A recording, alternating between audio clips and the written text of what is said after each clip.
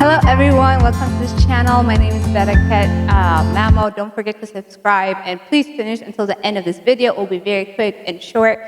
Today I'm going to talk about just a devotional that has I just read this morning and really touched me, and I hope that God speaks to you like He did me. The title of this devotional, if I would just name it, is "What is that to you?" What is that to you?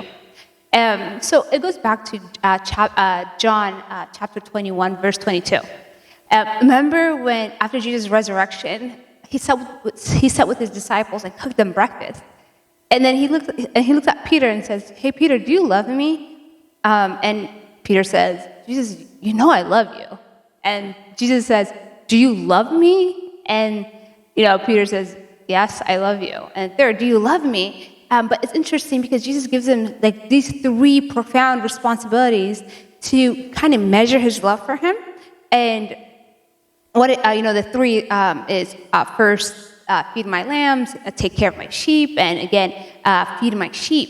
These were the three commandments. But it's interesting because right after the commandments, Jesus says to him, Peter, this is the way you're going to die, right? Jesus says, when you were younger, you dressed yourself and you went where you wanted to go. But when you're old, you will stretch out your hands and someone will dress you and lead you where you do not want to go. Basically, Jesus was saying, you just said you loved me, but you have to kind of live out that love for me, and then you might even die. It will cost you everything, So it's interesting because Jesus says to Peter, okay, you just said you loved me, but will you follow me? It's interesting because the Bible talks about the wide road and the narrow road, right? We've been taught, since kids, the narrow road, not everybody goes, Not everybody is traveling that road because it requires total dependence on God. It requires you to have faith when you cannot have faith. It requires you to listen to God when nobody else is listening to God. It requires you to be very attentive to what God has called you to do when maybe no one around you is doing what God has called them to do. And the wide road is just easier because everybody's, doing it, right? Then Jesus says, "Follow me." It's interesting because Peter's response is, I can just imagine him. Just imagine him. He just turns around and sees John. And John is, the Bible says Jesus, loves his disciple. And then Peter looks at John and says, "But Jesus, Lord, how about him?" It's interesting. We're so concerned about the vision that God has called others to do or the lives that people are living, and we're not as concerned as what God has given us to do. We always kind of look around and are worried about why other people are not maybe walking or running as passionately as you are toward the heart of the Father. And Peter sees John and he says to Jesus, how about him? But Jesus' response is very interesting. This is what he says.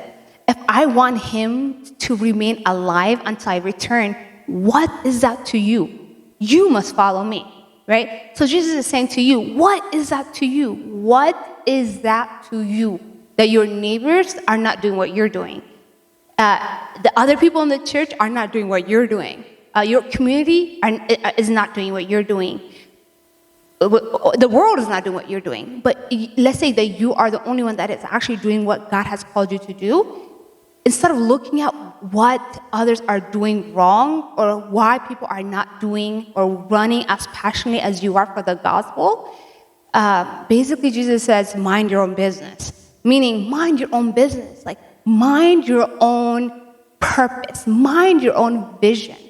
God has given you a profound thing that He has not given to everyone, right? So Jesus says, really, what is that to you? Your friends probably are not going to follow Christ as much as you are. Your church probably won't be as passionate as you will ever be. In fact, your family members won't even care sometimes about maybe the price that you're paying toward the gospel. But Christ wants us to be faithful in what we have been called to do. I want to talk about myself real quick.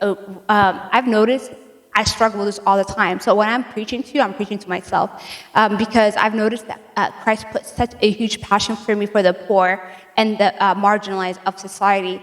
But I have noticed not everyone is as passionate about serving the poor as I thought I was. But that isn't true because there's no way I could see the heart of the people.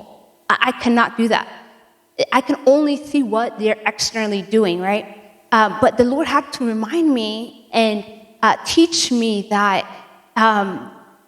there are things that God is making and creating in them to do what they're called to do. But I'm not going to sit here and worry that not everybody is passionate about the same vision or calling that I have. And if this encourages you at all, frankly, it's easier to compare yourself to others because we're humans. It's so much easier, but it is so much harder, and it requires a lot of discipline to remind yourself, what is that to me?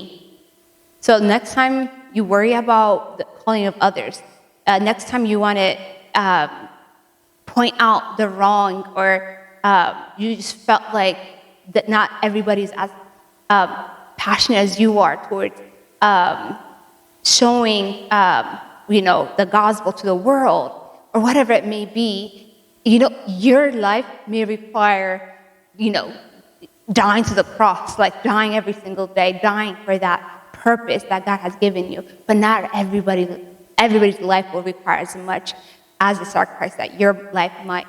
So that really spoke to me today. So thank you for listening, and I hope that you learned something. And I pray that God will teach us and help us together. And again, don't forget to share and like and subscribe and come back to this channel because I'll be doing a lot of sharing of my devotional. And I'm really thankful for you. See you next week.